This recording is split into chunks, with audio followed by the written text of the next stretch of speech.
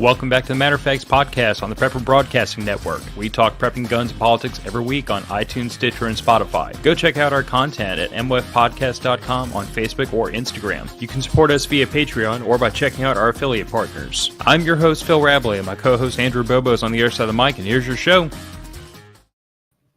So, welcome back to the Matter of Facts podcast. I swear to the listeners that one of these days I'm going to revise that audio in the intro for this show so that it actually notes that we have a second co-host, third hooligan, however we call it, Nick. But you know, it's on the to-do list someplace. But we're also joined by Rick Austin, who I affectionately call the Godfather of prepping. And you haven't shrugged that title off yet. Like, I'm assuming you enjoy it, or you at least tolerate it, because you haven't told me not to yet. No, I wear it with pride. It was it's like, oh yeah, because I do way more than gardening, so it sure makes sense.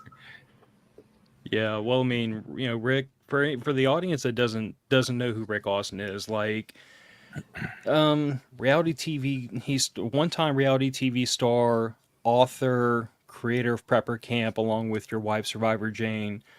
I mean, like, I feel like the two of y'all have really been, like, the gateway drug for a lot of people that have gotten into preparedness over the years, because I feel like y'all were some of the first people, at least from what I saw, you were trying to make preparedness more about the free exchange of information and educating people, and less about come to the convention center so we can sell y'all stuff. Right, exactly.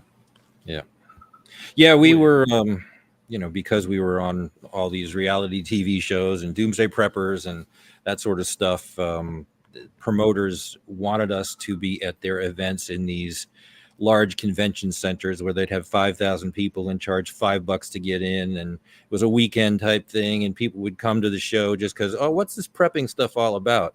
They weren't really there to buy anything, but we did realize that people were there to learn stuff, and that's kind of where Jane and I came in. And many of the speakers that were on that circuit at the time were guys that were just really trying to teach stuff. And we were there because we were a marketing draw for these promoters who weren't even preparedness people themselves. But so we decided we'd like to do an event that we would want to attend in a venue that's conducive to preparedness and trying stuff out and bushcraft and that sort of thing.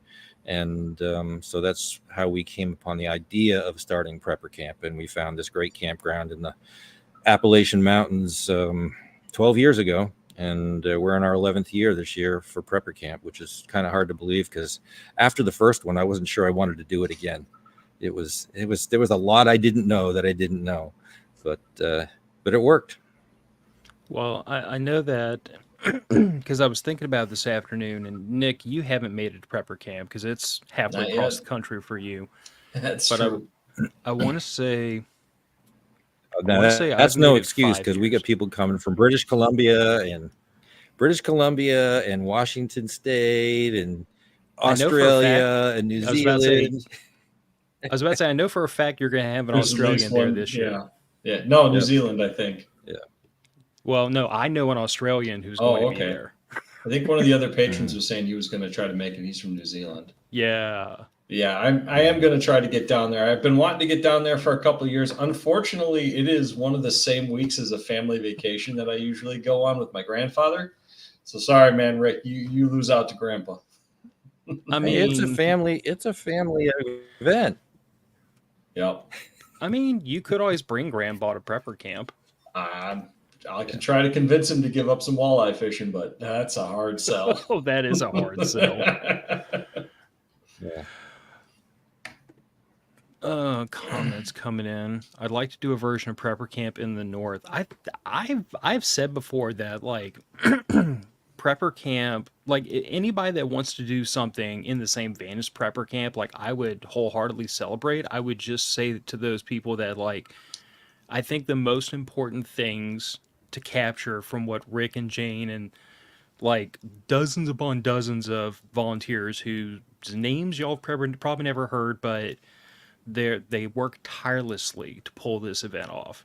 But the thing that I've always seen is that, like, it really is focused around the education, and not just that, but it's focused around bringing together like-minded people. Like, I've met people who listen to this podcast who live within an hour and a half of me, who I've never met before, but like they recognized my face, they recognized my voice, they showed up at prepper camp, were like, dude, I live like an hour away from you, this and the other, and you know, I've been into preparedness for all these years. So, Mhm. you know, it's just this is the place where you can meet these people who are into the same stuff you are, and even if they're not the same stuff, they're into different stuff for a lot of the same reasons. So like I think that's the thing to capture from prepper camp is that you're trying to bring together all this knowledge so it can be freely shared with the community, because everyone has to be able to self-rescue or you can't help anybody else.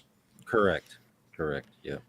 And it's amazing to me because I lived it for so long, but I had one woman come up to me um, from Seattle, Washington, and she said, "Was she?" I asked where she was from. She said, "From Seattle." I said, "Seattle? What are you doing here?" And she said, "When I walked through those gates at prepper camp, I felt I had gone to heaven because I can't talk about what I feel and what I think in Seattle. And here, I just felt free suddenly. And I never thought that was, I mean, it just never crossed my mind that people would feel that way. It can be hard if you don't have a community around you. I mean, I'm I'm in Illinois, man. I'm a gun guy in Illinois. You know how that goes. Yeah. Yeah.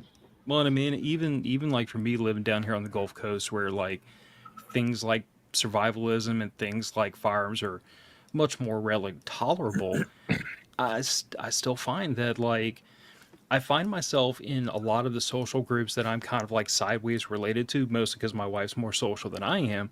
But I find that me being the crazy prepper winds up being almost like a sideshow attraction. You know what I'm saying? Like, oh, that's cool, but like, I'm not speaking to a near peer. I'm not talking to somebody who's that interested in any Hmm. of the things I know or I know how to do.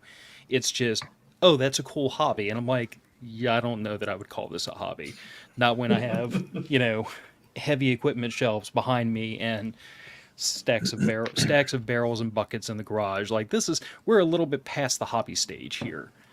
But yeah, I mean, it's a great opportunity to meet your tribe, and it's the thing I tell people is I go to North Carolina every year to recharge.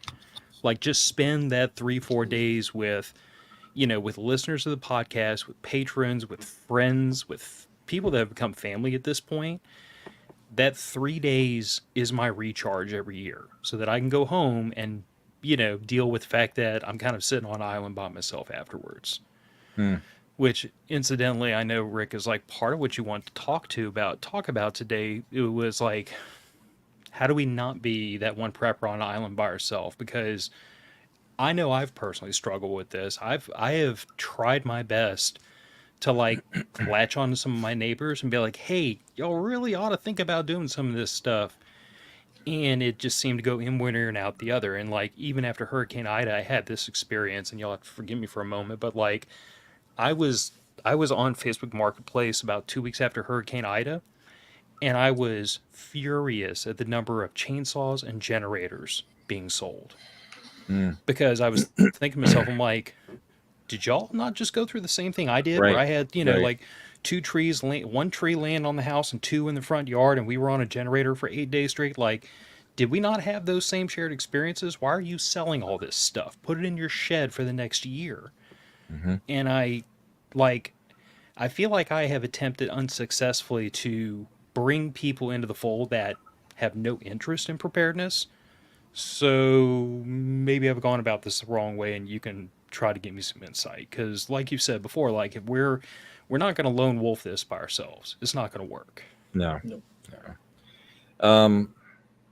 Okay, I guess it's a segue where I can go into kind of what we did, and we've laid low. Jane and I, we in our local community, we don't talk about who we are in the preparedness end of things, just because I don't want 50,000 people showing up at my doorstep, coming up my mountain when the shit hits the fan. So um, we haven't really made that. We've kind of got a totally different persona locally versus what people know about us worldwide who are in the preparedness sort of thing. Um, But we look at where things are going, and my concern with 30,000 plus Chinese Communist Party, CCP, military age males who are coming over the border with the same kit, same backpack, same clothes, looking fresh and refreshed, don't look like they've walked 3,000 miles to get here. And there's no females there. It's just all these Chinese nationals. And if you know anything about the Chinese Communist Party, they don't let anybody leave without their permission. So they're here for a reason. And I think, since the Chinese Communist Party has declared war on us years ago, and unconventional warfare, we're seeing all of that stuff happen right now. And it wouldn't take much for them to take out our power grid. And if I was the Chinese Communist Party and I wanted to take over the United States, and my stated mission was to be the number one in the world and knock us off our pedestal and really take us down, I would take out the power grid, because the DOD war game this years ago, if we had an EMP and we had a nationwide power grid go down and it was a long-term thing, in 2 months, 80% of the population would be dead by not having resources, because they aren't prepared, because they end up killing each other, because their son's hungry and they're not going to look at his son's eyes, and suddenly good people become bad people. And you saw what happened in Hurricane Katrina. It became chaos in a matter of hours. So I see that kind of thing coming, and I know that maybe there's nothing I can do to stop what's happening in Washington, D.C. or nationwide, but at least I can do something in my neighborhood, precinct, county. I might be able to take some control there. And so we looked at, really just kind of took a GIS tax map of the people around us and started putting red X's on the people that we knew we couldn't trust, and green X's on people that might be. And we looked at their voting records to see if they were like-minded. And we started reaching out to a few people here and there and saying, hey, you know what's going on. And our county is 600 square miles. And at any one time, our sheriff's department has only seven deputies out there. And it's not 600 square miles that's flatland. It's 600 square miles. It goes up, down, sideways, up, around hills, round mountains. So at best, there's a 15-minute response time from these guys. So we started approaching people and saying, hey, why don't we set up a neighborhood watch, and so we can see what's going on. And that's kind of innocuous. It's supposed to, hey, let's start being preppers. It's just a neighborhood watch. There's been a lot of meth heads that are going into the rural areas because they got cars, and they're much easier targets than trying to knock over a convenience store. So, there've been a lot of home invasions and that kind of stuff. So we're getting people to go, oh yeah, that makes sense.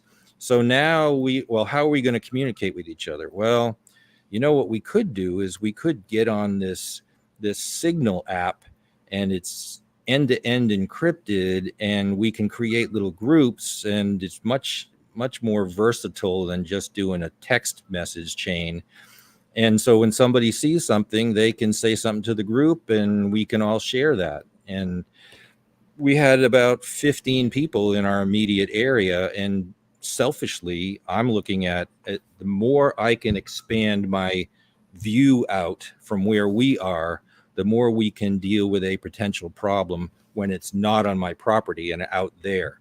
So we can respond to it out there. The further away we can deal with it, the better off we are. So, and time and distance is a huge advantage. Yep. Mm-hmm. Yep. And seeing what's coming. So, we started with just kind of this neighborhood watch, and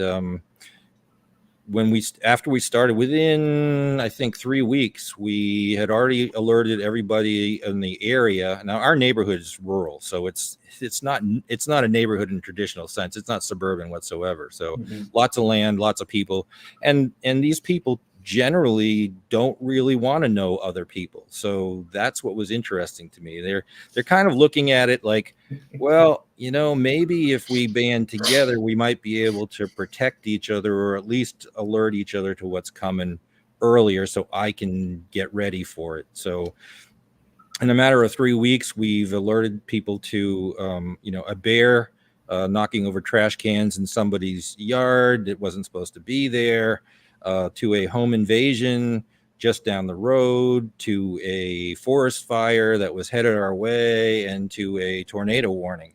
And that was kind of proof to everybody that, hey, maybe this is a good idea. So we expanded that out a little bit, and I actually worked with one of our mayors here in the county, and we approached the sheriff, who is very like-minded, to come to find out, listens to a lot of prepping stuff. And we talked about, how can we help? What can we do? And he understands full well that at any one time, at the most, he's got 7 deputies. So he can see some stuff coming too. So he is fully in support of what we were doing. And so we started talking about comms with him and what we can do. And we eventually expanded it out to our local precinct area, our little township area, and enlisted more people. And now we've got something that's county-wide, and we've moved from just being kind of a county operation to being officially a CERT, a community emergency response team, and doing the training that goes with it. So we're teaching people stuff that they can use just for their own families if they need to, like comms and like stop the bleed, trauma type stuff, so that people can take care of problems there, and they can be their own first responder. And they feel now like they're part of a group of people who can now have their back when they need to. And because we've got medics that are part of what our group, we've told people, hey, just give us a call, let us know what's going on. If you need help, we're going to be there faster than an ambulance can be, and then we'll let them take over. So So you started off, just to kind of recap all this for the audience, you started off by doing what Mike Shelby would commonly call an area study. You looked at your surrounding area, right. You figured out who was in your surrounding area, right, and what they were about. And then you started organizing basically what amounts to a very large diversified mag.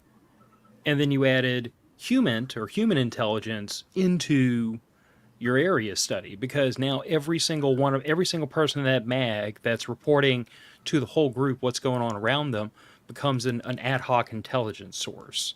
Exactly. And they have found, and they go, well, I know this guy who flies these drone helicopters, and he's interested. He's cool like we are. So let's bring him into the group. And I mean, having some aerial assets that can see what's happening even further out is even a better thing. So especially someone with a lot of experience to fly them, because those things are not. You're not going to pick it up in 5 minutes. No. No. Well, but I guess that's the benefit, though, of like bringing in like-minded people, and then they bring in more like-minded people. Is that what you're doing? Is you're connecting skill sets, because like I learned this dipping my toe into the comms world, and Nick and I were talking about hyperfixation earlier. Like, if you have that personality where when you get interested in something, you learn everything about it in the first 72 hours. Like that's a great asset, but most people don't have the attention span to master something that fast, or master that many different disciplines. So what you do is you say, hey, I know how to grow food. That's freaking important. Yeah. But you may not know everything about comms. You may not know everything about intelligence gathering. You may not know everything about any one subject, but if you grab people and bring them into your orbit, now you can all cross-share those skills. So now the whole group benefits from having a whole bunch of subject matter experts. Exactly. And they've already seen the benefit of it. So, yeah. Exactly. Yeah. Instead of basically relying on what my family does a lot of time, where I want to be the subject matter expert for a lot of things. So if something happens to me, there's going to be a lot of knowledge leakage real fast. Exactly. Do you not have a like a book put together, Phil, for like the basic how-tos on how to utilize that stuff? Basic, sure. Yeah. How basic do you think you can make all the stuff I know about comms? Well, no, what I'm not talking Right. about comms necessarily. Well, yeah, sure, comms. Let's just take it from very basic level. How to hook the jackery up to various things. How to hook your generator up. How to turn on and set the radios to whatever channel you need. Because you've got the radios all pre-programmed, right? Yep. Okay. And every So radio in this house is programmed exactly the same. so Fortunately, it I had should that be pretty foresight. easy to write a fairly basic, say, 5 or 6 bullet point summary of here's how you power the radios if the grid's down. Here's how you turn the radio on. Here's how you set to whatever channel you need. Here's how you change the channel if you need to, kind of thing. Yeah. You can get shockingly basic and have a pretty good, say, just hand it to your teenage daughter, and she'll be able to, at the very least, be able to pick up the radio and use it at a bare functional level. Yeah, she's not going to be able to program new frequencies into it with chirp, but she doesn't really need to. No, I mean that's a good point. Yeah. It's I think a lot of times, and I'm happy to take my lumps. Like I think a lot of times I fall into the classic trap that a lot of people in the preparedness world do, where like they are either the only prepper in the family or they're just the primary one. And most of us in this lifestyle have this mentality of it's not getting done, I'm going to take care of it. Right. Like rather than sub that work out to somebody else, I'm just going to get it done. And I fall into that worse than almost anybody, I would say. In that if I see a hole, I'm going to fill the hole. But sometimes what I forget is to go deal with the other two people that are in my group by default and be like, hey guys, y'all need to know that this hole is plugged and what was used to plug it. But Well, I mean, even kinda my leads. wife has admitted that is that like the hard part about this family's preparedness lifestyle sometimes is the fact that like she happily admits that she relies on me to do a lot of things that she doesn't want to do. Like when we go out, I am always carrying a firearm. Period. End discussion. Mm-hmm. She's not comfortable carrying a firearm. Like she's hell on wheels with a deer rifle. I have no doubt she could put a bullet between your eyes at 100 yards or better. I'm not worried about her ability to shoot, but the idea of carrying a gun on her person every day just makes her nervous. It's not for And everyone. it's not, and she relies on me for that. But she's even flatly admitted there have been situations where I couldn't be there with her, and she's kicked herself and said, God, I wish I could get over this so I could do this. Yeah. Back to the comms thing with what you were talking about earlier, Phil. We went from signal to figuring out how we could use GMRS radios, and most of the people in our group, their eyes glaze over when you start talking about channels and you talk about the different frequencies, and it's just like, okay, you have to dumb it down for them, and you have to make it easier for them. And you guys know Chin, right? Mm-hmm. Chin Gibson, yeah. So he's kind of like a comms guy, and I told him, look, we've got to dumb this down for people. So he came up and he did all the programming for these TID radios that are GMRS and ham and basically can listen to everything. So he did programming for all that. And the beauty of these particular radios is you can have one that's programmed and make that the master, and then turn the other ones on and set a couple settings, and they become slaves, and suddenly they copy over all the channels. So now we've got a list of channels, and give them a piece of paper and say, here's the ones we're going to talk on and when we need to use it. So all you have to do is turn it on and push the button and let it off so you can listen to people. So we've really kind of dumbed it down so that, because all I want to do is, this is a device that has a purpose. I have a problem. I need to be able to use it as a solution. I don't need to know how the channels work. I don't need to know what's the difference between FRS and GMRS and MERS and all that stuff. I don't need to know. Just tell me what channel to turn it on to. I can push 03. I can do that, and then I can talk to somebody. Rick, do you know what radio that is? I'd be curious to look into that myself. It's either the HD or the TID. Yeah.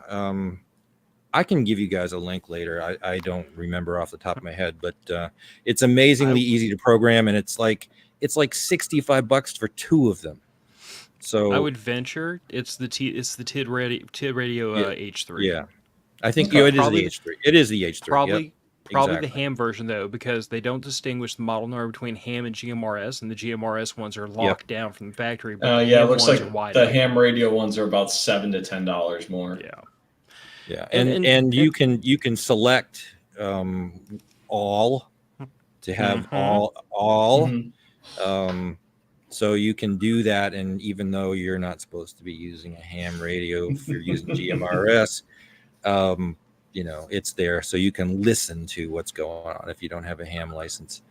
And of course, in the shit hits the fan scenario, all bets are off anyway.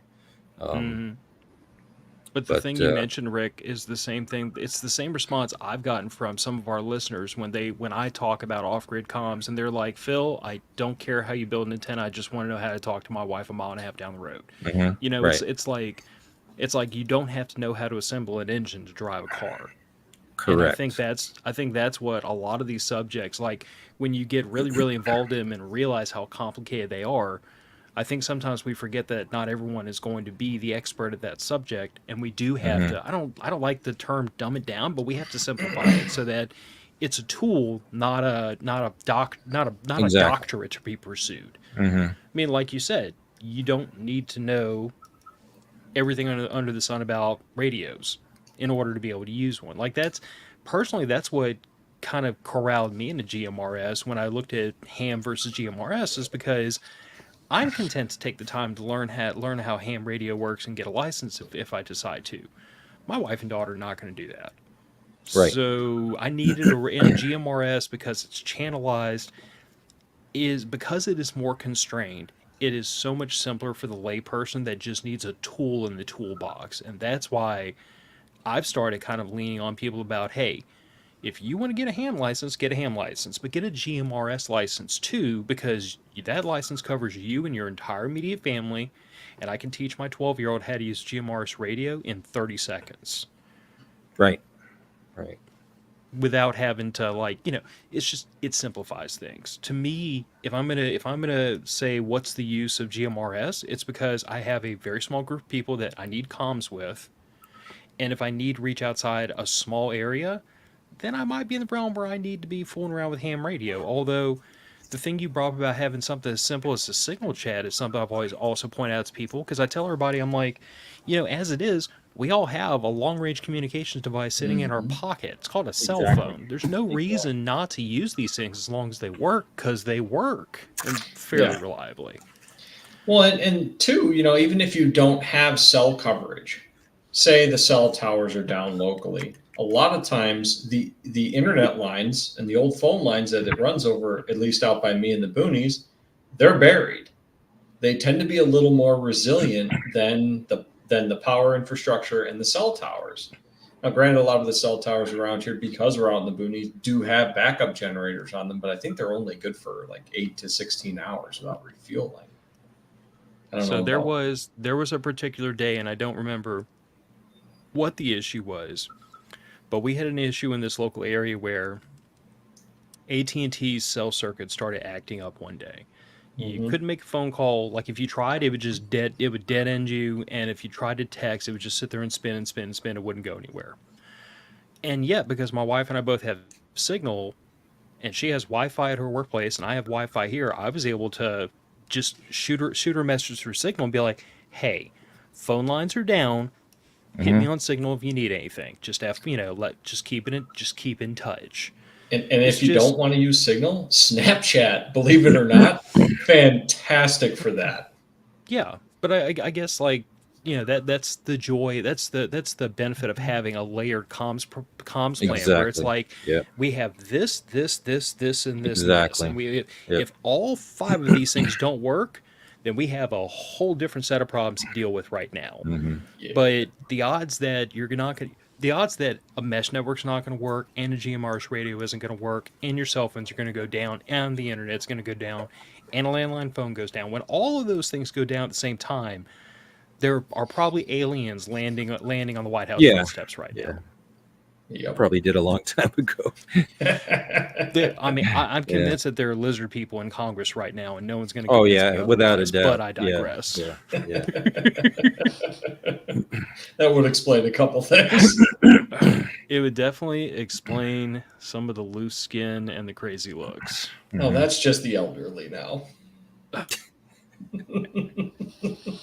What's the average age of Congress? 63 now? Is Nick, it? if you I start me thought it was down this closer to road, 80. I'm going to get people mad could at be. me. Okay. So we said, okay, we're anticipating a really bad, if we're anticipating a bad situation and we need to be able to communicate, and let's say we don't want to be doing it over GMRS, which can be triangulated and people can hear what you're saying. What else can we do? And so let's say the cell towers are down, and let's say there's the grid is down completely. And so we ended up with setting up a Meshtastic network, which is basically these little radios. Let me see if you can see this. These little radios, and Cool. this Bluetooths to your phone, which you use all the time, and you can send text messages. You do everything that we're doing on Signal. So we can set up groups in different groups for different places. We can set up a master group for everybody, and every one of these little radios is also a repeater. So it's encrypted end to end. You're sending something maybe through 20 of these other things, and you're sending it to an individual person. The people that you are going through as a repeater never know that message went through. Interesting. Only the person that you specifically, or the group that you specifically targeted, gets that message. And one of the other great things about it, in fact, besides texting people, is that even when your phone doesn't work because there's no cell service anymore, you can see where all of your people are on a map. So you can see who's moving, who's whatever. And one of the great things about this for Jane and myself and anybody else on the mountain that's working, if we got 55 acres and I don't respond and there's something wrong and I've got this little radio in my phone with me, they can find where I am. Let's say I cut myself and I'm bleeding out. So, the more of these things we can get out there, the better. And that means more nodes, more repeaters. And when we told the sheriff about this, he said, well, how much are those? He said, my deputies ought to be using that. And I said, it's $65. $65 for this little radio. And they're carrying around their cell phones anyway. So that's a standalone kit, like you just buy that little. You just buy this little thing. You just buy this little thing. In fact, I'll be talking about it at Prepper Camp Saturday night, telling people they need to be on this Meshtastic thing. What is the model of that little device you have there for the viewers? It if you go to Muzi Works, that's MUZI works, WORKS. That is a website, and it's a guy that we have been working with now, and he's made probably 100 radios for us already. And okay, so that turns one it I'm around guessing quickly. looks like the H1. It is the H1, yeah. So I mean, if you're a techie nerd and you want to put your own together, you can do that. And you can buy the boxes, and you can buy the little LoRa radios and do all that kind of stuff. But again, I'm dealing with people that just want to. Hey, I don't even know how to set this up and set up the groups and that sort of stuff. So we do it for them. We set up the groups for them. So it could be a local group for their own little neighborhood watch, and it could be part of a master group that we're doing for the entire county. And now everybody can talk to each other from far out. And these little things you can put in a box. In a waterproof box, and you can put a little solar panel up on an antenna, and this thing will stay charged all the time. And the sheriff actually has a huge tower that he uses for all his comms. And he said, I'm just going to put one of these damn things up there, and I'll use the long antenna or a longer antenna, and I'll be able to talk to everybody. Yeah, I have a small little, it's like a rural subdivision with about 20 homes within about half a mile of us. Most of my neighbors are elderly, 65 plus. There's a few younger couples that are moving in with kids now as the older couples age out and move into retirement communities. This is a fantastic solution for that, because we had an ice storm a couple of years ago where our neighborhood lost power for almost a week. And cell service was kind of spotty. It did go down for a day, but it was up after that. And it was very hard and kind of unsafe because of how many down power lines there were to go knock door to door and find out what elderly neighbors had a gen set and which ones didn't. This would be phenomenal, because if it's a plug and play solution that they can just tap a Bluetooth on their phone, they already do that for their car. Yep. So out of curiosity, what is roughly the range from one of those mesh-tastic nodes to another? Because I was Googling while y'all were talking, and I see this thing operates at about 900 megahertz, which makes it almost impossible to find, because it's basically at the same megahertz as all the smart devices in people's homes and that sort of stuff. So it's like a needle in a haystack if someone's trying to find you, because everything runs off of that. Cordless phones, for those of us who still have not a cell phone but a cordless phone in the house, they all operate on 900 megahertz. I mean, most things do. It's about one of the most congested radio bands in a neighborhood in the United States of America. Like, there's no shortage of stuff. If you were to look at this on a waterfall like a radio nerd, there's no shortage of things blasting RF around at that frequency range. Right, which makes it fantastic if you're trying to be hidden. And if one node goes down, somebody in your group goes down and they get captured or whatever it is, whatever that scenario is, you can still bounce around through other nodes to get to somebody else that you're talking to or your group. So it's really a beautiful system. And the real testament to this thing is almost the entire city of Austin, Texas, if you can believe it, is hooked up. Some multi-billionaire said, I want these things out everywhere, and they've hooked it up and done proof of concept for a whole city, where people have these things. So again, looks like line of sight's 10 miles with these. Yeah. And of course, it depends on your terrain and that sort of stuff. But absolutely, your mountains are going to be in the way. Tall structures are going to be in the way. Hill, valley. But it's looking like. Although, like I've got one of these on my truck. I carry one in my pocket. So that's the one in my truck is going to be able to be a repeater to get me if I'm inside Walmart or whatever. I've got one in the attic of my house, so that's at a higher point. So you've got an opportunity to bounce off a lot of people and see what's going on. So I've got a big antenna in my backyard. I'm going to be turning into a ground plane ham antenna, so I could mount one up there. That'd be pretty great. I'd end up being like, I think it's 40 feet above the highest hilltop. There you go. Area. Yep. So 40 feet, if I remember right from doing line of sight math recently, 40 feet of antenna height is supposed to be like 8 miles reach. Yeah, that's 8 miles if I'm not already on a 250-foot ridge. That's right. that's assuming like the Earth has nothing on it. It's just curvature and flat. But still, so actually mine above the general elevation, it'll be like 190 feet, all said and done. I will tell you that there is an open channel on the Mesh-tastic thing, so it's the long fast channel, and everybody can use that channel. And we got a plane going over, and we got a message on all of our Mesh-tastic saying, hello down there. And I'm going, who the hell is that plane? What, how does he know we're down here? And Chin looked it up. The guy was 536 miles away and 3,500 feet up.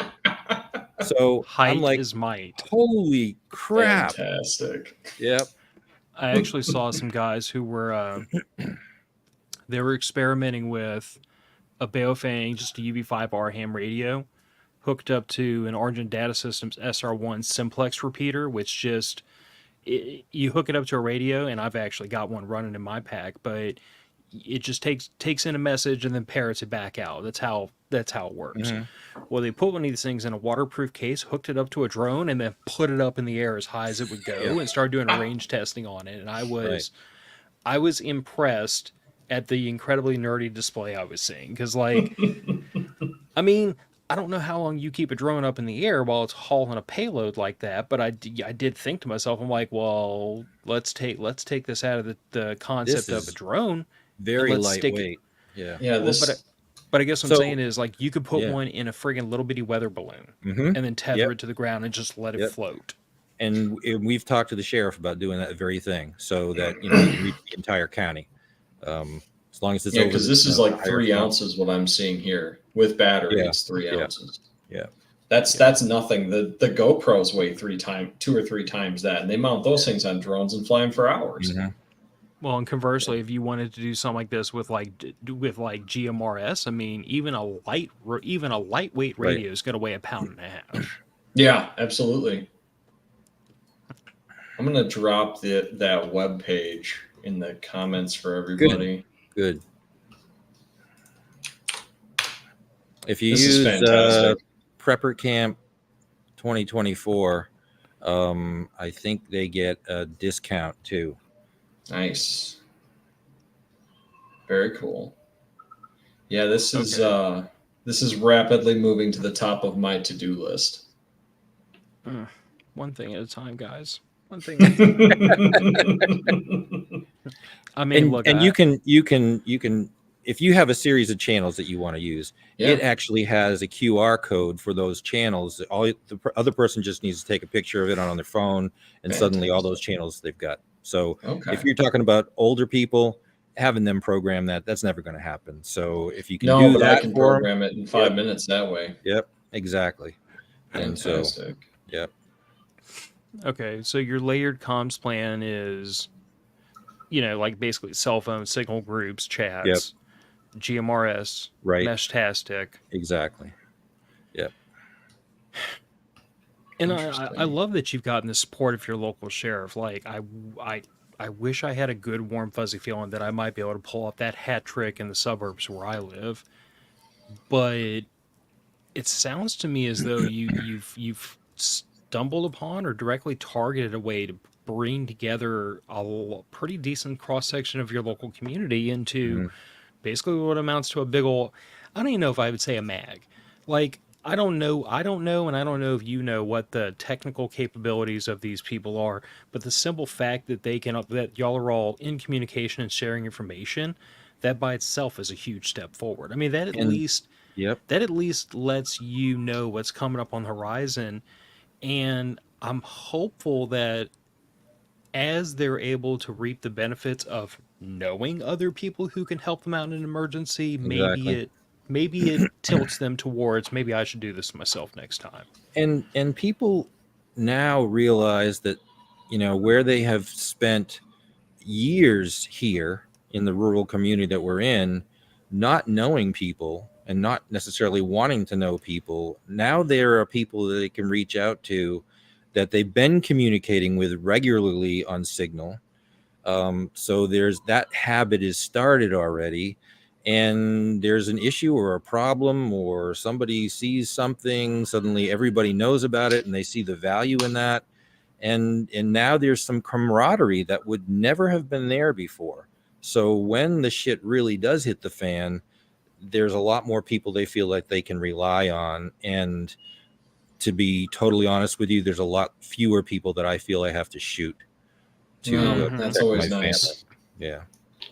Well, it definitely beats the old strategy of taking your dogs for a walk and your dog and accidentally letting them run loose to meet your neighbors.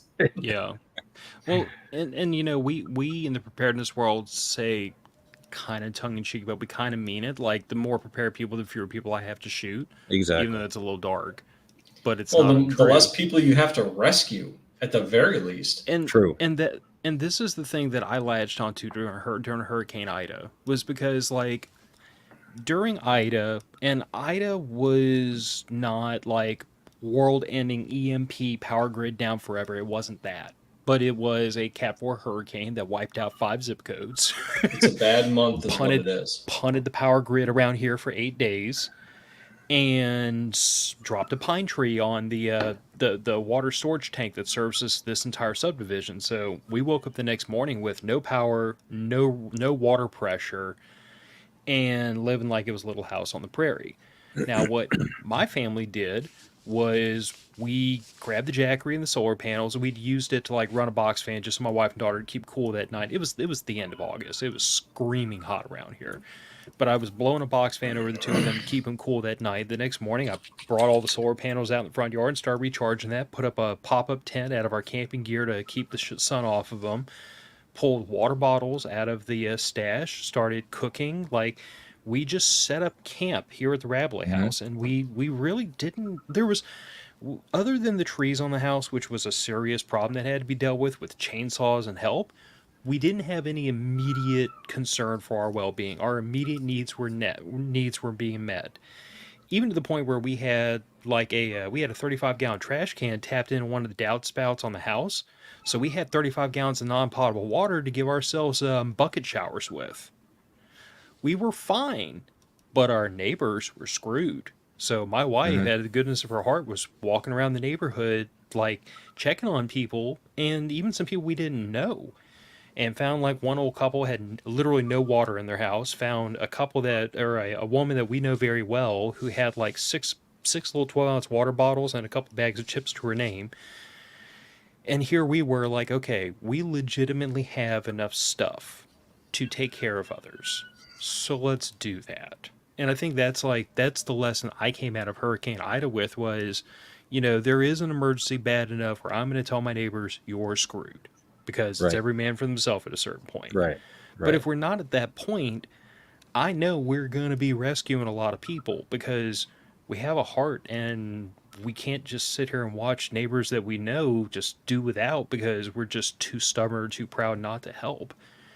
But like, that was the lesson I came away with, was whether you want to be the rescuer or not, you might end up being the rescue at a certain point. Just like a car accident. Yeah. You might be the only one there. Yep. Well, I mean, how many times have I told that story about I've pulled a handgun on one person since I got out of the Army and younger. One. I've been the first on scene at 4 different car accidents in 20 years. Yep. 4 times, no ambulance, no police, no one on site. I either watched the accident happen or I just pulled up on it and there's a smoking car on the side of the road. I'm like, oh Christ. That's the thing about living out in the boonies where I do. Chances are at 4:30 in the morning when I'm driving to work, it's me and 2 other cars on the road. And then you find out really, really fast who's ready to deal with an emergency and who isn't, because most of them blow right past. I will say that there was one time I saw an accident happen as I was on my way home from work, and when I parked and jumped out of the truck and went run up to the vehicle, I got to the vehicle at the same time. I want to say an off-duty paramedic and an off-duty nurse, all 3 of us showed up. That's a lucky day. But I was the only one that had the presence of mind to snatch my IFAC off the roof of my truck as I ran out the door.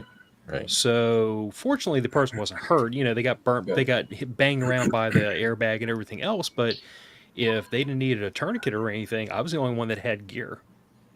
Thankfully, I had a nurse and a paramedic to be like, "Here's my bag of toys. Y'all are the experts. Have fun. I'll buy new ones." Yeah. We had one of our CERT members, our community emergency response team members. She came up on an accident. And so the guy in the car was really bad off, and it was a really bad accident, and he was bleeding and just looked terrible. And she's trying to keep him calm, trying to relax, get him to relax, and waiting for the quote professionals to show up. And some lady pulls up behind her, and she comes over and she sees the condition of this guy, and she starts screaming. Oh, it's so awful. Oh, I'm so screaming. And she had to actually pull the woman away and say, you need to get away from here. I'm trying to keep this guy calm and you're making it worse. So, yeah. That is not helpful. No, Mm-mm. not helpful at all. No. Spectators are not welcome in emergency situations. Yeah. You can either help or you can go sit over there away from me. You know, there's one thing that I have learned from my buddy who is a nurse is that if someone is in critical condition, the last thing you ever do is tell them how bad off they are. Right. Tell it to their family, tell it to the professionals. You do not tell them how bad it is because half the time people die because they gave up. Yeah. Yep. It's just kind of Exactly. like the story of why little kids can be walking around with like a finger snapped Oh, sideways or an yeah. arm hanging out of socket and have no freaking clue because Mhm. they haven't seen it yet. Yep. They don't know how bad it is, so it Yep. doesn't hurt. Yeah. Yeah, we'll The be human having a mind we'll be does having a really- class on that in prepper camp about mindset, and you know, the greatest survival tool you have is a positive mindset. And yet the hardest thing to teach. Mhm.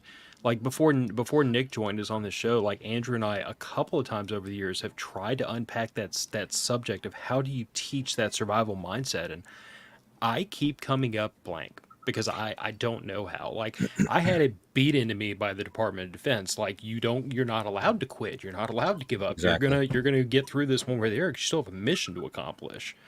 But I don't know, short of beating the crap out of somebody for 10 weeks, how to teach them that. I think Through I think confidence and experience. hearing stories about people who most people would have given up, but they didn't, and they ended up lasting long enough until somebody could find them and help them. And you gotta want to live. You can't give up.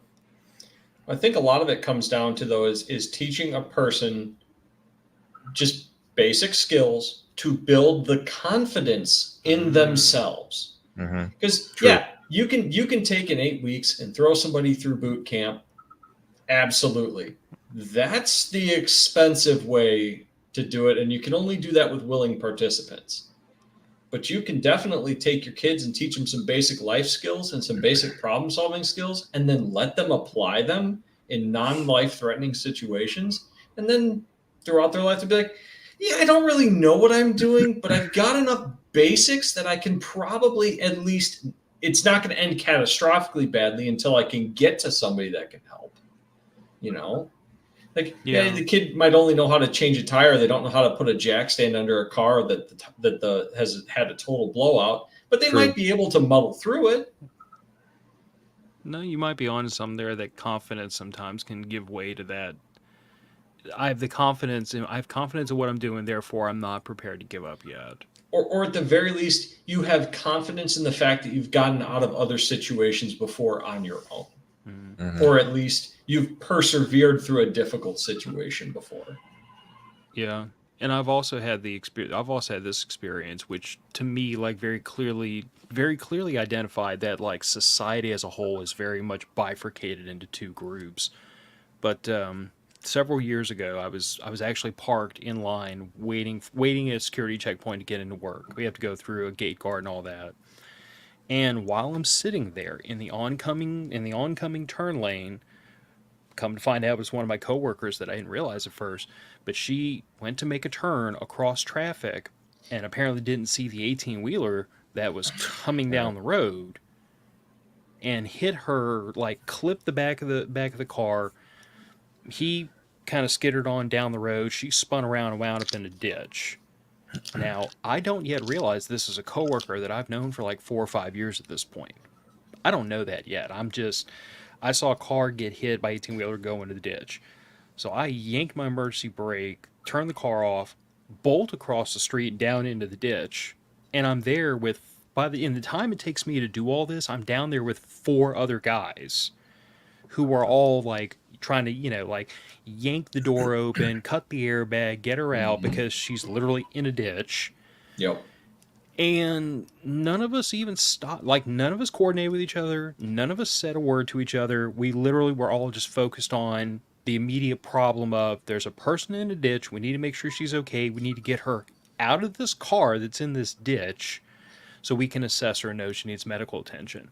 And it wasn't until we got her out of the vehicle, up the bank of the ditch, and on the side of the road that I looked at her face and I said, "Holy Christ!" And that's when I realized it was my coworker who sits 15 feet away from me that I'd known for years. But I look back on I look back on that moment, and I think about the fact that here's me and 4 guys in this ditch. None of us knew each other. And I look back, and there's that line of cars still waiting in line for the security checkpoint, driving around my car that's parked in that lane because I jumped out, just going on with their lives. Yep. Nobody stopped. Nobody stopped to help. Everybody said, "Oh, they got it." And a lot of people are told, don't do that. Don't stop to help. Wait for the professionals. And that's a problem. Yeah. Well, for some, that can really be a problem, because what are you telling kids in elementary school? Raise your hand and wait for the teacher. Don't solve the problem on your own. Yeah, and that accomplishes nothing but breed an entire race of people exactly who are just spring loaded to wait for the expert class to show up and fix the problems. Well, I mean, it's you see it all the time with interns. Do you think that's accidental? I mean, gosh, no. It's of not. Course, that's intentional. No. Of course, the Germans figured it out prior to World War I. Yep. And everybody in the Western Hemisphere uses their education model. Everybody was done to create good little subservient citizens. Yep. Everybody that's under 35, really, those people just don't have critical thinking skills. They just don't. It's not everyone. It definitely depends on how they grew up, for sure, because we've definitely had a couple interns, and they are rare, come through, that you set them to a task, and if you don't watch them, they're going to do the wrong thing, because at least they're going to do something. Mm-hmm. But yeah, I mean, that whole conversation about like people just sitting around waiting for somebody to save them, or waiting for somebody to save somebody else, just always makes me the craziest. Because again, like I came into this lifestyle preparedness from the perspective of, like, you know, the day after Hurricane Katrina, there were only a couple of police around and they had a whole lot of problems to deal with. And like, I was in the Louisiana National Guard at the time, and we were well briefed that if you get into a gunfight anywhere, you better be able to fight your way out of it, because NOPD is not coming to save y'all. They don't have enough people to come and save y'all.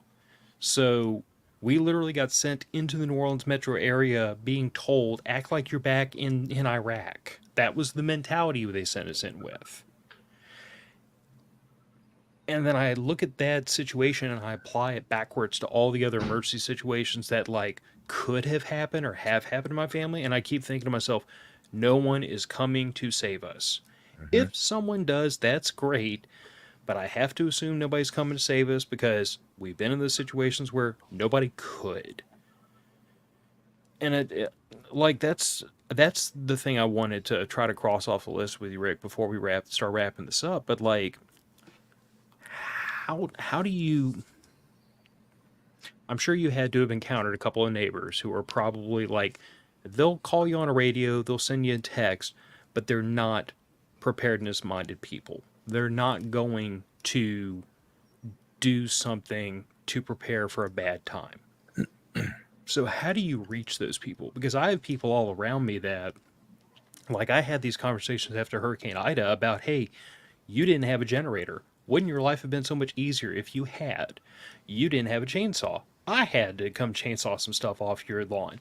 Wouldn't your life have been easier if you had a chainsaw? Like, I've tried to plant these seeds in people's heads, and then watch the seeds not get watered and shrivel up and die because they just weren't going to do it. And I don't know how to reach those people, but I have a whole neighborhood of people around me I would love to be able to depend on in an emergency, but I know I can't, because they can't even save themselves.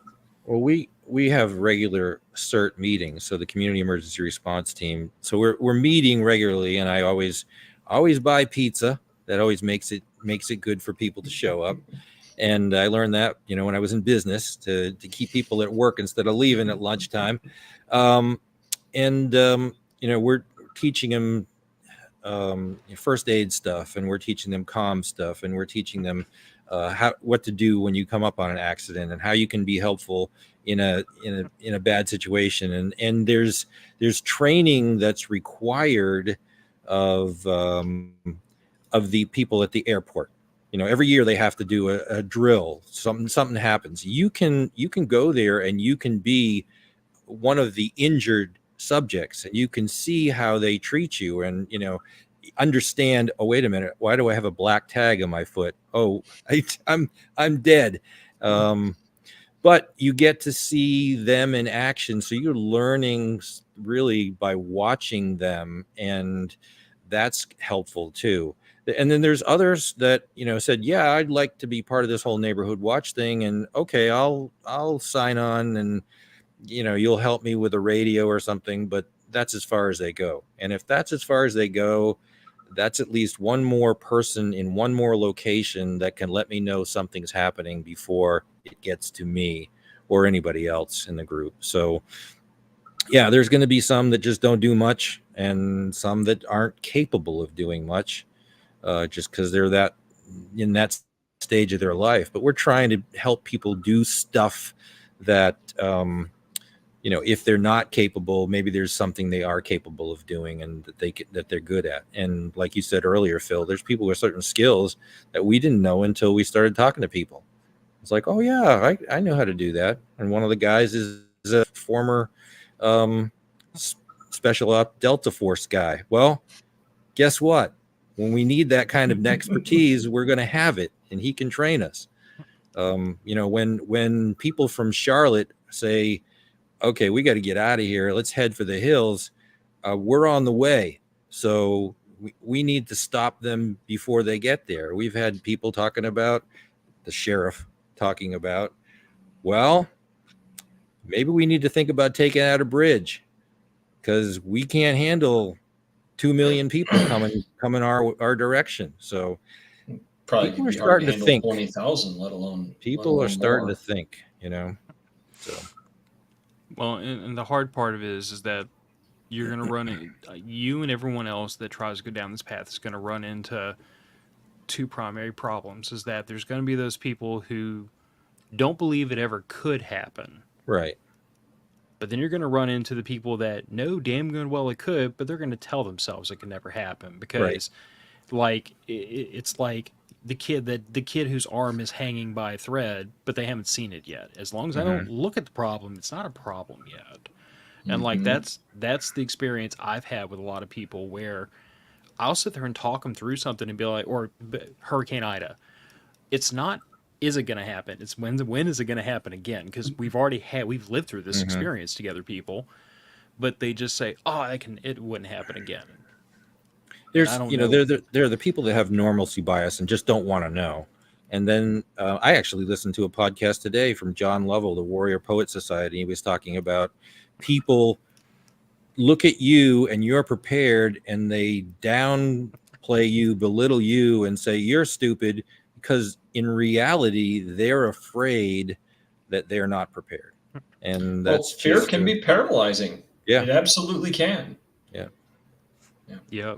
My wife and I are actually not friends with a couple anymore, because every time we go, me and the husband we'd known each other since high school, but every time we would go over and hang out with them, his wife would start putting her little lips in my wife's ear about, your husband's doing all this and is stupid, blah blah blah, he's wasting money, and my wife was finally like, our retirement account's plumped up, our bills are paid, we have no debt, money's in the savings account, my daughter and I aren't suffering for anything. So if my husband buys a couple buckets of beans and a couple extra cans of ammo, what business is it of yours? And that's exactly what I explained to my wife. I'm like, the problem is she doesn't want me to be right, because if I'm right, then she's not. She's wrong because she's not doing the same thing. Yep. So it's easier for her to convince herself I'm the nut job than it is to admit, if I can't go to a grocery store for 6 months, we're not going to lose any weight. Yeah. As long as I don't run out of Tony Chachere's, then my daughter will refuse to eat anything. The good news is that preparedness is becoming mainstream to a large degree, and people are looking at it and going, well, maybe those doomsday prepper guys weren't that freaky or weird after all. You know, maybe they figured stuff out before we did. Well, Rick, I'm pretty sure I've told you this story, and Nick, I don't know if I've told you. Some of the listeners have probably heard it before, but a couple of years ago, I had this experience at prepper camp. So I can fairly say in this company that there are certain people that dress the part, look the part. You know, scraggly bearded prior service military guys stick out like a sore thumb at prepper camp. Mm-hmm. The people in the camo stick out like a sore thumb. But I was sitting behind your small units tactics class taught by former Army Ranger.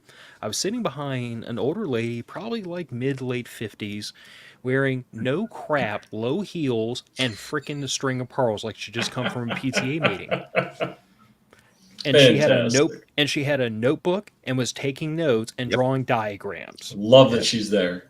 I literally and no one gave her a crazy. I gave her a crazy look, but it wasn't intentional. It was just like, wow, this was not on my bingo card today. But like, that was the moment at which I tell people, I'm like, I saw prepper camp start to change. It started out from my perspective like 5-6 years ago. It started out as a place that people that were already in the lifestyle were coming for more information. And over the years, I've seen more and more and more people who are brand new. And I know, Rick, you and Jane have done that, where you say, how many of y'all, this is your first time at prepper camp? And the proportion of hands going up has gone from like maybe a tenth of the class to more like 80-90% of it. Correct. It's just prepper camp is morphing more and more into the first stop, not a one-stop shop, but the first stop that people are making when they say, I need to get prepared. This is a place to get my feet wet.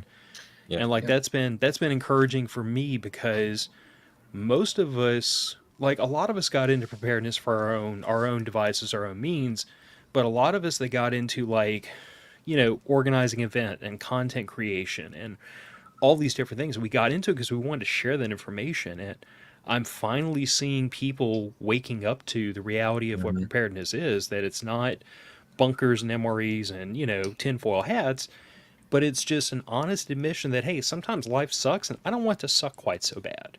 Exactly. So we can do some things to make life not suck as bad. Yep. You know, one of the great benefits to the COVID pandemic, that right there. True. Yep. I can't tell you how many people I know that complain to me about not being able to find things in grocery stores. Simple stuff, canned food and stuff like that. The things that they would normally have for comfort food for a little while there.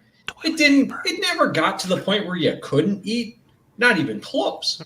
But it got to the point where your favorite brand of cookies were out of stock. And that was enough of an inconvenience that they started considering having a deeper pantry. And if all they do is have a little bit deeper of a pantry so they can go a week without grocery shopping if they have to, that's a huge win. That's 7 days where they're not panicking. And not being able to wipe your ass because you don't have toilet paper, that affected people too. Oh, yes, it did. Yep.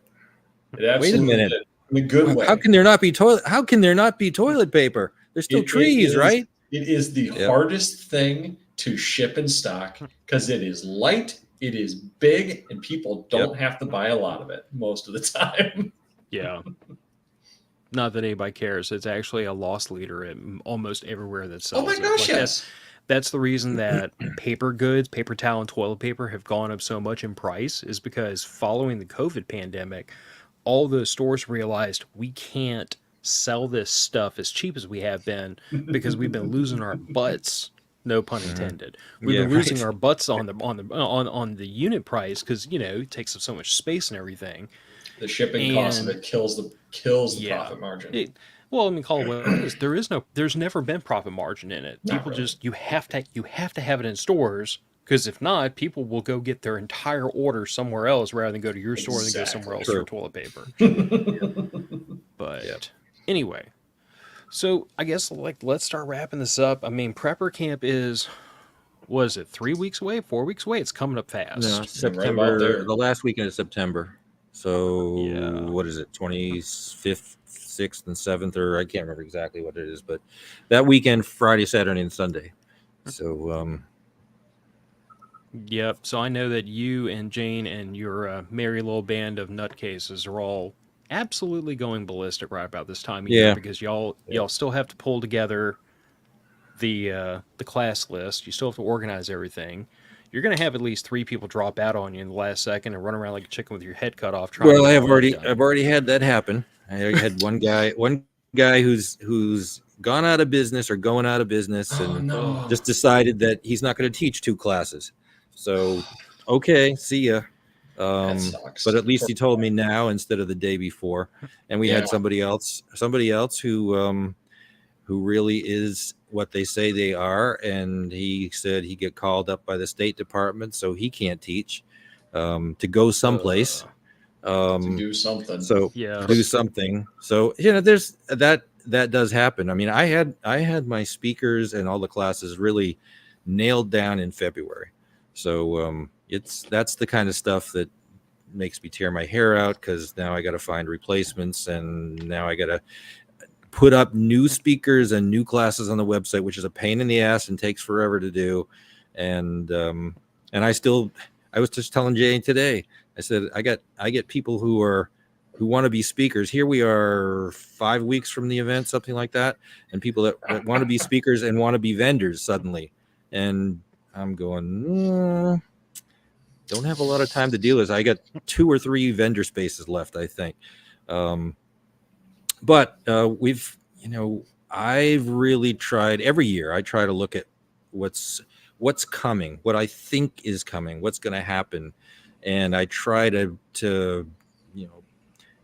game that out. And I try to have classes and speakers that are going to teach stuff besides the rudimentary stuff, like growing your own food and first aid and those kind of things.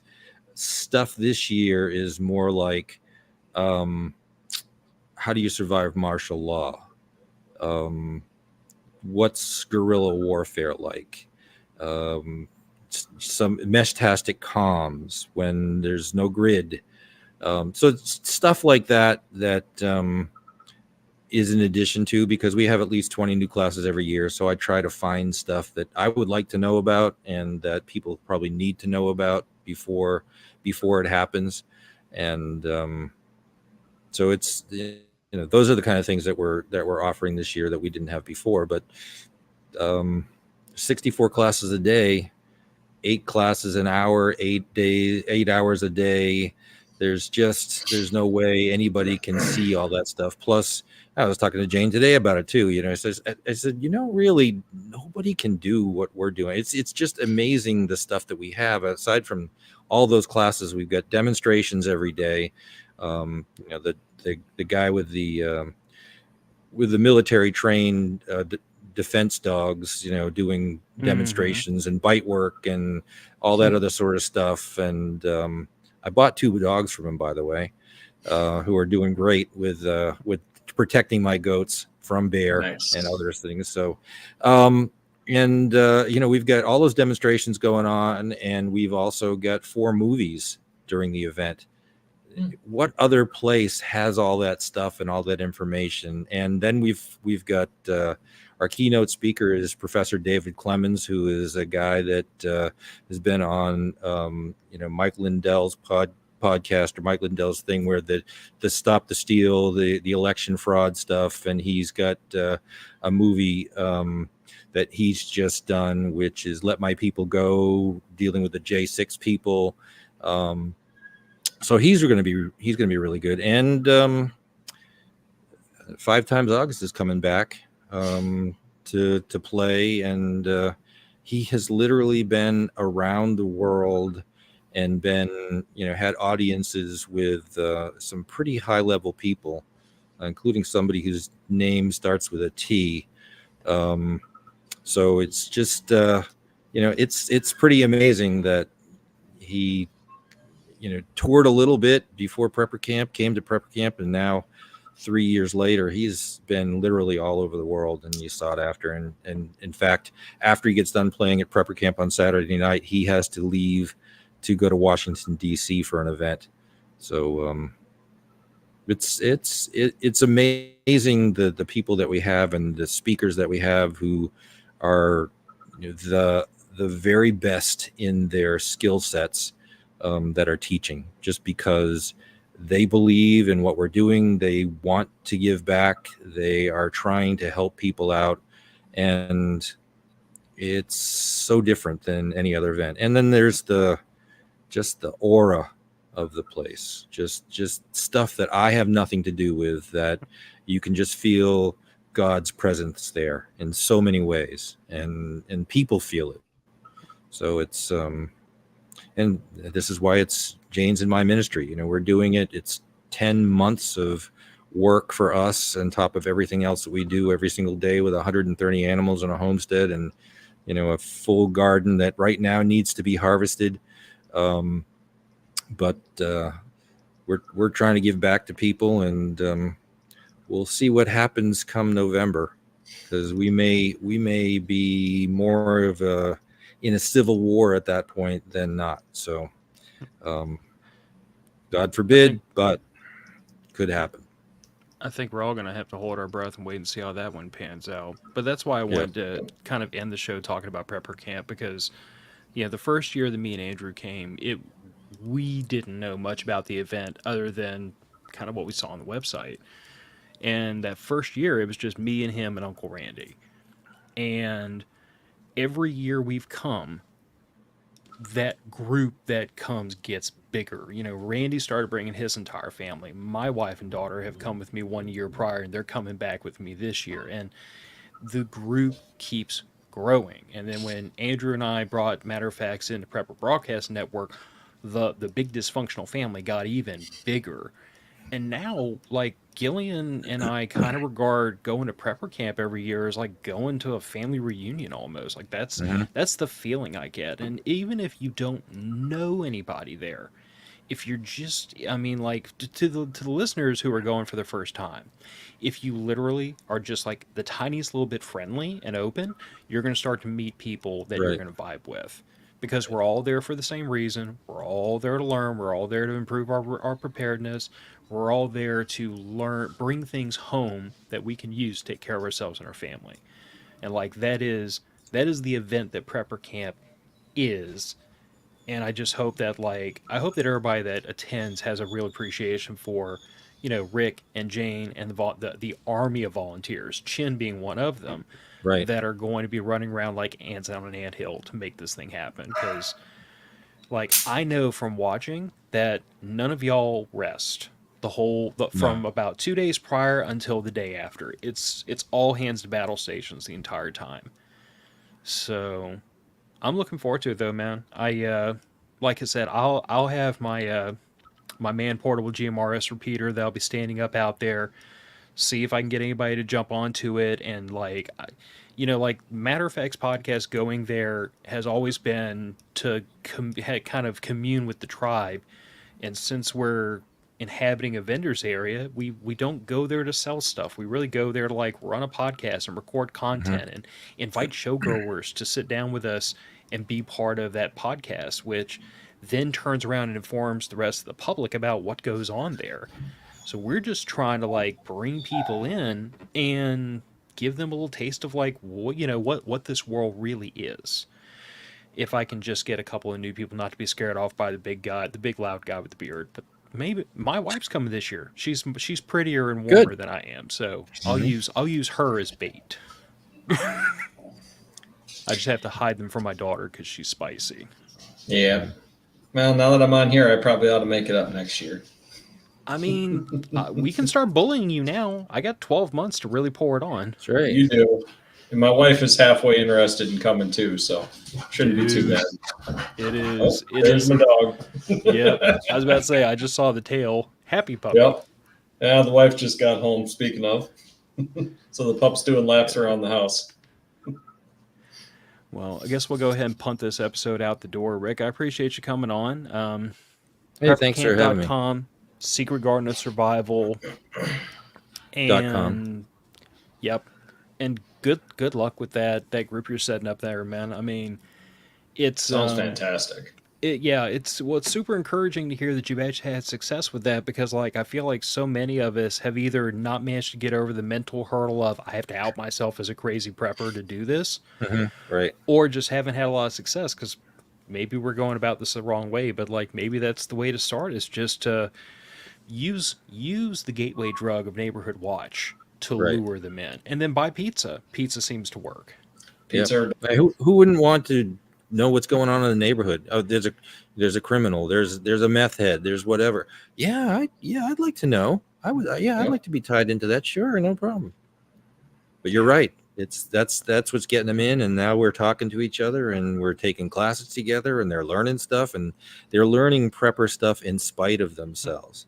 Yep. And it's working beyond what I hoped it would do, and hopefully, if we do have that end of the world as we know it scenario, there's going to be a lot more people that we can rely on, and we can rely on each other and fend off the really crazies and psychopaths that'll be left. And you know what? Best case scenario, hey, maybe you find a new car mechanic that you're actually friends with. You Exactly. trust. Yep. You Exactly. always Yep. need people with skills you don't have. Yep. Even on the best day. Yep. For sure. All right, let's send this one on out to the listeners. If you haven't got tickets to go to Prepper Camp yet, the window is shrinking extraordinarily fast. If you have already kind of made your mind you can't make it this year, you should start thinking about coming next year, and you should make that decision right now so that you can start making arrangements as soon as Prepper Camp wraps this year. If you miss it this year, I can assure you that we will be recording episodes out there in the vendors area, and they'll be posted on YouTube and Rumble and this podcast afterwards, so that y'all can get a taste of what it's like. And if my wife can keep me on task, I'm going to try to do a better job of taking pictures and videos and everything of what goes on out there, because last year she wasn't there with me and I just got overloaded, had one too many things in the brain pan, and that one slipped out. But Matter of Fact's podcast going out the door. Good night, everybody. Night. Right.